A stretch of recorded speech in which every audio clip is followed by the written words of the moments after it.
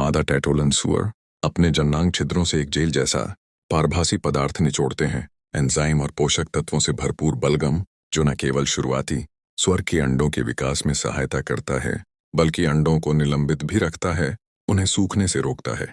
नीचे मोटी और मुलायम रेशम की चटाई मां द्वारा पूरे दिन पहले से सावधानी से बिछाई गई एक गर्म जगह है। यह नवजात शिशुओं को ठंडी मिट्टी से बचाती है और जैसे जैसे रात गहरी होती है तापमान गिरता रहता है। भेड़िया सुअर मां को समय के खिलाफ दौड़ना चाहिए, सतह पर रेशम फिल्टर की परतें बुनना जारी रखें।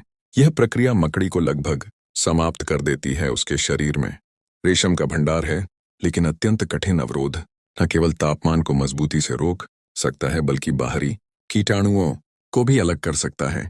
और वुल्फ पिग सैटिवा के सदस्य अपनी संतानों के पालन पोषण में विशेष रूप से जिम्मेदार हैं।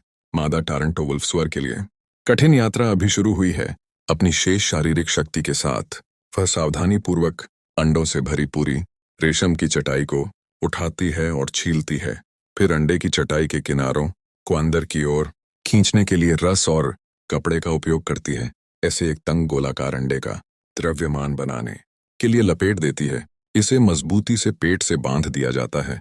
अगले महीने की लंबी अवधि में यह हमेशा इस भारी बोझ को उठाएगा और तब तक नहीं छोड़ेगा जब तक कि अंडों से सुअर के बच्चे बाहर नहीं निकल आते।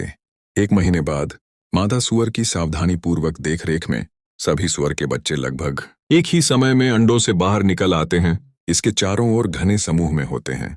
जैसा कि एक मां जिसे एक समय में सैकड़ों संतानों का पालन पोषण करना होता है, उसे अभी भी 1 से 2 सप्ताह तक अपने सुरक्षात्मक कर्तव्यों का पालन करना पड़ता है, जब तक कि सुअर का बच्चा अपना पहला प्रजनन पूरा नहीं कर लेता और वास्तव में स्वतंत्र रूप से जीवित रहने की क्षमता रखती है।